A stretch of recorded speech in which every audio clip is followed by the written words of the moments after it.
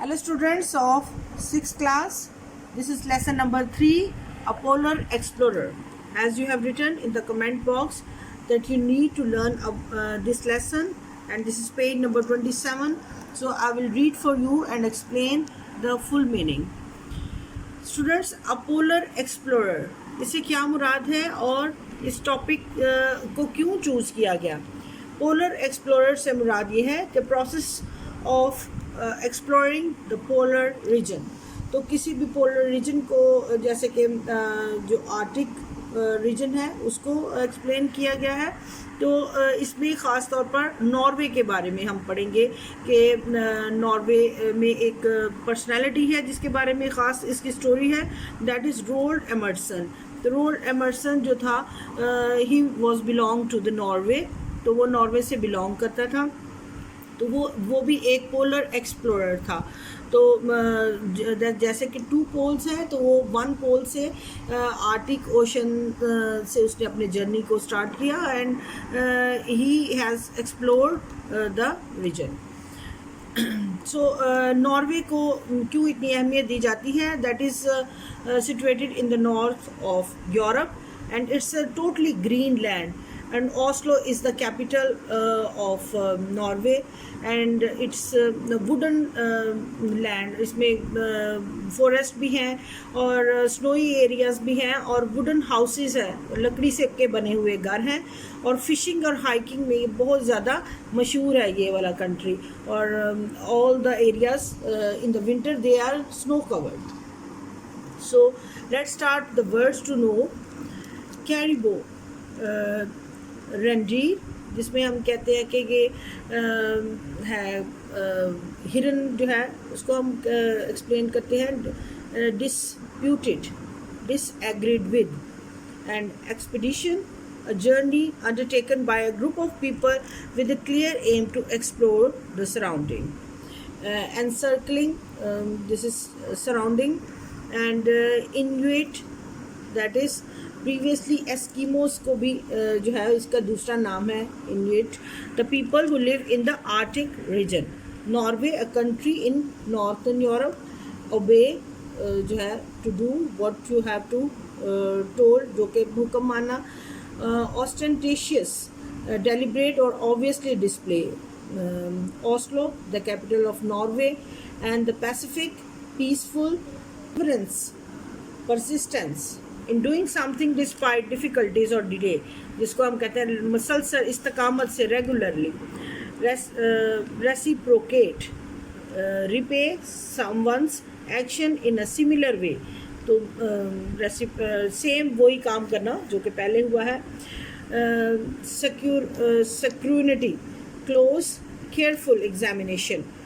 And wrecked, destroyed at sea, जो है वो समंदर में तबाह हो जाना जिस तरह कहते हैं. So let's start the story. Roald Emerson was born in Norway 1872.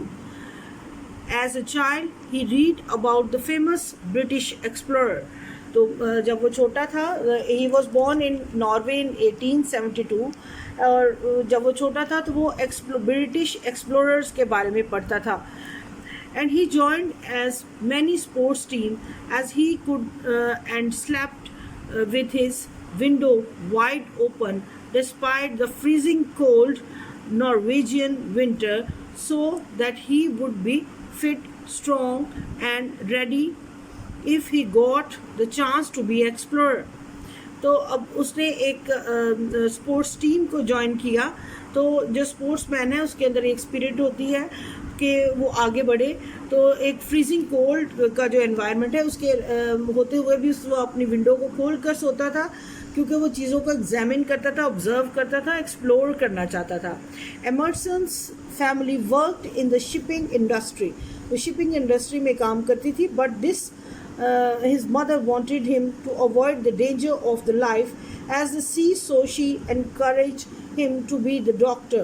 तो जिस तरह से वो काम करते थे, वो सारी फैमिली शिपिंग इंडस्ट्री में, तो शिप से रिलेटेड काम करते थे, तो वो नहीं चाहती थी कि वो भी ये काम करे.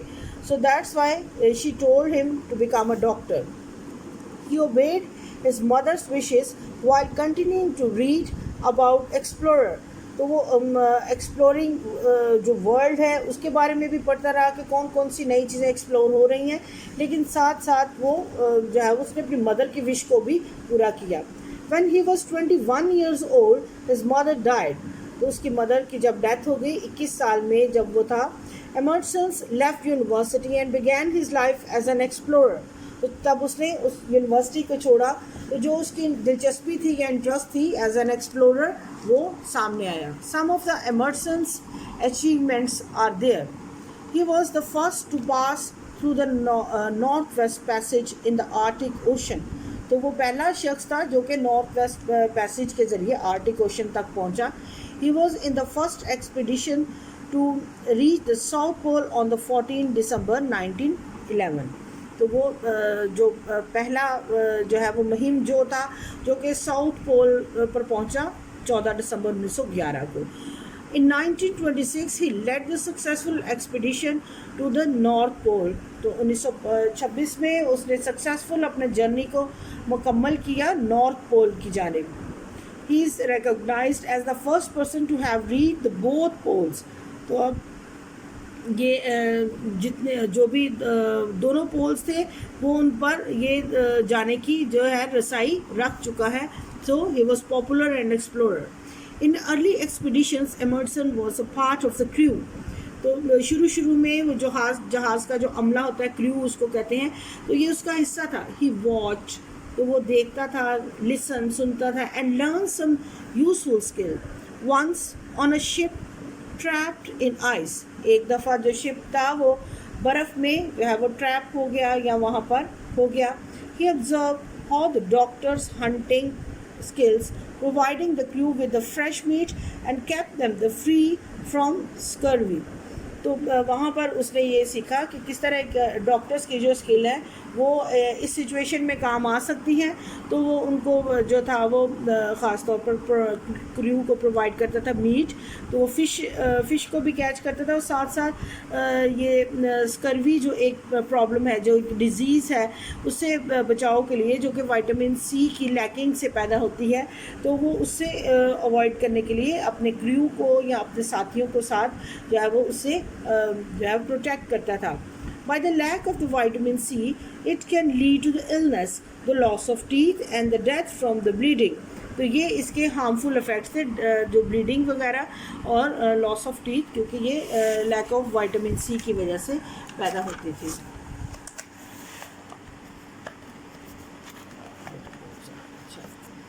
When he was 28 years old, Emerson became the leader of expedition with his own ship.